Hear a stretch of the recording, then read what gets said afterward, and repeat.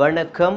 இன்றைய முக்கிய செய்திகளை நாம் காணும் முன்பு பல அதிர்ச்சிகரமான, பல துயரமான, பல கஷ்டமான செய்திகளை நான் உங்களுக்கு வழங்க இருக்கின்றேன்.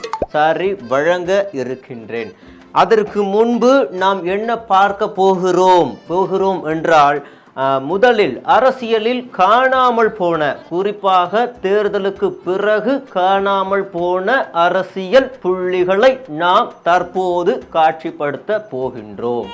அந்த வரிசையில் தற்போது இந்த திரையில் இருப்பவர் சற்று வினோதமானவர் என்பதை போல நாம் சொல்லிக் கொள்ளலாம். உதாரணத்திற்கு அவர் காணாமல் போய் திரும்ப வந்துவிட்டார் அப்படி என்ற தகவலும் தற்போது வந்தமயமாக இருந்து கொண்டிருக்கின்றது.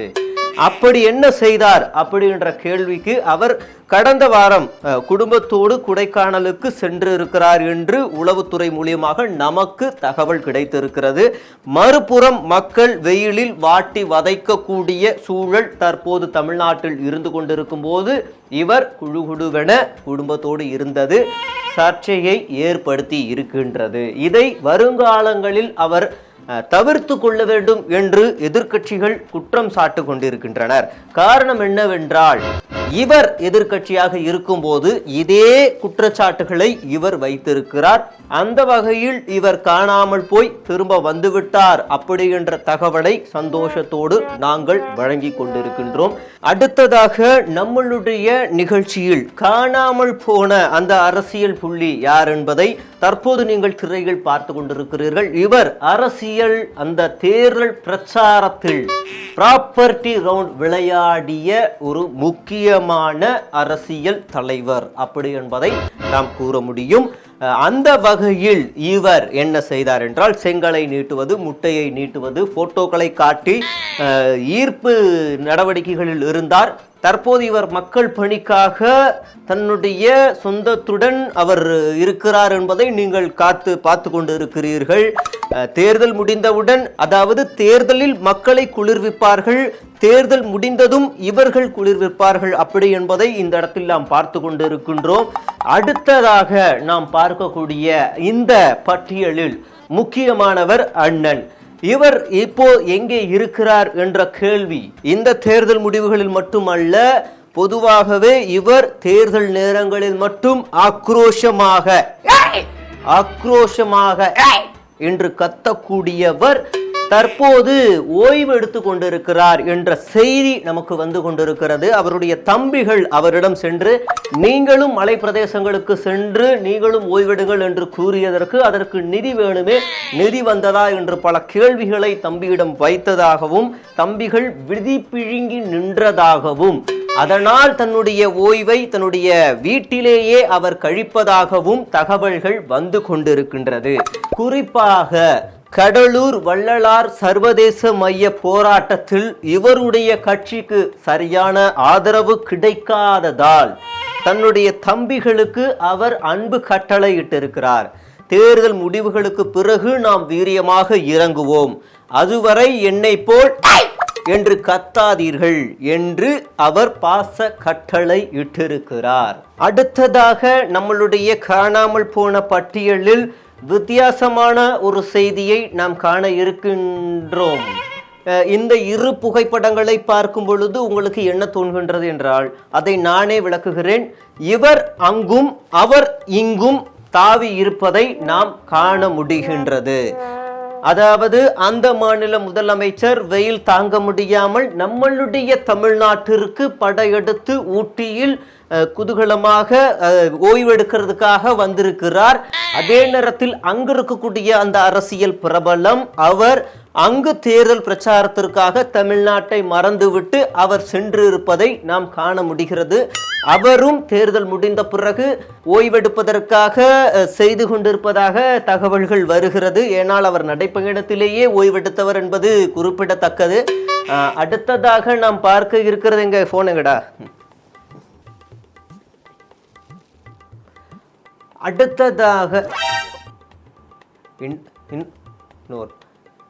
இன்னும் ஒருவரை காணவில்லை என்று நேயர்கள் தரப்பிலிருந்து கூறுகிறார்கள். அவர்களுடைய கோரிக்கையும் நாம் ஏற்றுக்கொள்ள வேண்டிய கட்டாயத்தில் நாம் நின்று கொண்டிருக்கின்றோம். அவர் யார் என்று உறக்கமாக சொல்லுங்கள். யார்? எதிர்கட்சி தலைவர்களா? எதிர்கட்சி தலைவர் அறிக்கை சார், எதிர்கட்சி தலைவர் என்று எனக்கு கேட்கிறது. அதற்கு பிறகு அறிக்கை சாமி புரியல. இவர் சொல்லக்கூடிய அந்த நபர் யார் என்று எனக்கு விளங்கவில்லை. அதே நேரத்தில் அந்த நபர் இந்த தேர்தலுக்கு பிறகு மட்டும் காணவில்லை என்று சொல்லிவிட முடியாது. தேர்தலுக்கு முன்பே நன்றாக கவனிக்க வேண்டிய ஒரு விஷயம். தேர்தலுக்கு முன்பே அவர் காணவில்லை.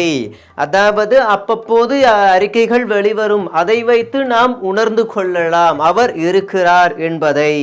அதே வேளையில் இன்னொரு செய்தி வந்திருக்கிறது. தொடர்ந்து அலோபதியை பயன்படுத்தாதீர்கள், அலோபதி பயன்படுத்தினால் உங்களுக்கு விளைவுகள் ஏற்படும், நாசமாக போய்வீர்கள் என்று சொல்லாமல் பல விளம்பரங்களை வெளியிட்டவர் இந்த தாடிக்காரர். தற்போது பகிரங்கமாக மன்னிப்பு கேட்டும் மன்னிக்காத இடத்தில் உச்ச நீதிமன்றம் இருக்கின்றது. அது மட்டுமல்லாமல் உச்ச நீதிமன்றம் கடுப்பான ஒரு தீர்ப்பை கொடுத்திருக்கின்றது.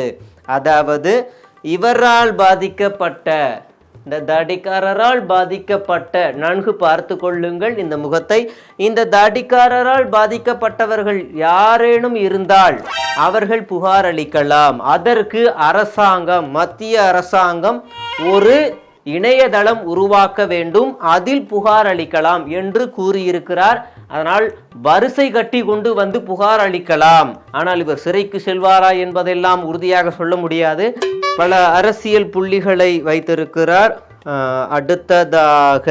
அடுத்ததாக நாம் பார்க்க இருக்கிறது ரொம்ப சீரியஸான சிரிப்பு செய்தியை நாங்கள் வணங்க இருக்கின்றோம். நான் ஸ்கூல் படிக்கும்போது மறுநாள் ஸ்கூலை மட்டை இடிப்பதற்காக வெங்காயத்தை அக்கிளில் வைப்பேன். காலையில ஜுரம் வரும் என்று நம்பினேன். அது ஒரு வகையான மூட நம்பிக்கை. அதே போன்று காலை உணவை சாப்பிட்ட பிறகு வடித்த தண்ணியை குடித்து அது வாந்தி என்று எங்க அம்மாவை நம்ப வைத்து லீவு போட்டு இருக்கிறேன். பிறகுதான் தெரிந்தது அதுவும் ஒரு மூட நம்பிக்கை. அந்த வகையில் இவர் என்ன ஒரு உருட்டு இருக்கிறார் என்றால், வெங்காயத்தை பாக்கெட்டில் வைத்தால் வெயில் தெரியாது என்று அவர் உருட்டிருக்கிறார். இதை பார்க்கும்போது எனக்கே காண்டாகுது. இவரெல்லாம் ஜெயிச்சால் என்ன ஆகும் என்பதுதான் பயமாக இருக்கிறது. அதே மாதிரி அடுத்ததாக இந்த தொகுதியில் யார் வெற்றி பெறுவார், வெற்றி பெற மாட்டார் என்பதை முடிவு செய்வது மக்கள் என்று நீங்கள் நினைக்கலாம். இல்லை, அந்த இவிஎம் மிஷின். அந்த இவிஎம் மிஷினுக்கு சிறப்பு பூஜை போட்ட நமது பூக்கட்சி வேட்பாளர். தயவு செய்து இப்படியெல்லாம் செய்து தொலையாதீர்கள் என்று எதிர்க்கட்சிகள் கதறுகின்றனர். பிறகு நாம் செய்யக்கூடாத கடைசி செய்தி இதுதான். உங்களுக்கு ஓட்டு போட விருப்பமில்லை என்றால் நோட்டா என்ற ஒரு ஆப்ஷன் இருக்கிறது, அதை செய்யுங்கள். சில பேர் மூடத்தனமாக ஓட்டே போடாமல் இருப்பீர்கள். சில பேர் உச்சபட்சமாக சென்று வாக்குப்பெட்டியவே கொளுத்துகிறார்கள். இப்படியெல்லாம் தயவு செய்து செய்யாதீர்கள். மீண்டும் இதே மாதிரியான ஷோ நல்லா இருந்துச்சு அப்படின்னா தேர்தலுக்கு பிறகும் இதே மாதிரி உங்களிடம் வந்து நான் சமர்ப்பிக்கிறேன். நன்றி.